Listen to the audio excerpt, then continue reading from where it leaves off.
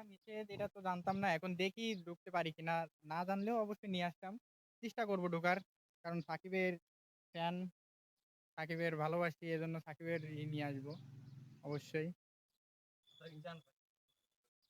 অবশ্যই খেলুক। আমি তো সবসময় চাই ও যেখানেই লিগ খেলুক সব খেলাই দেখি টিভিতে বা ফোনে দেখি। এবং চাই যে তার খেলা গ্যালারিতে বসে দেখব। বাংলাদেশের হয়ে খেলবে, বাংলাদেশের জার্সি গায়ে খেলবে। আ কিন্তু হচ্ছে না তো সে এখন দেশের বাইরে আছে এবং তার রাজনৈতিকভাবে জড়িত হয়েছে এখন। কিন্তু আমরা রাজনীতিক সাকিবকে পছন্দ করি না। তাকে খেলোয়াড় সাকিব হিসেবে পছন্দ করি। এজন্যই তার ফ্ল্যাগ নিয়ে এসেছি।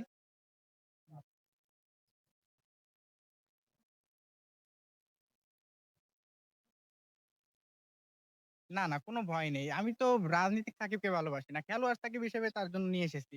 এখন আইন শৃঙ্খল বাহিনী আমাকে কি বলবে সেটা তো জানি না অবশ্যই। সে ভয় পাচ্ছি না।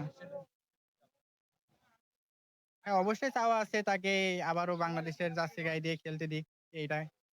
এবং তার খেলা স্টেডিয়ামে বসে দেখব। সে বাংলাদেশের হয়ে খেলবে। এবং তার মতো প্লেয়ার তো অবশ্যই বাংলাদেশে নেই আর কখনো আসবেও কিনা জানি না। কিন্তু আমাদের জেনারেশনে সেই সেরা।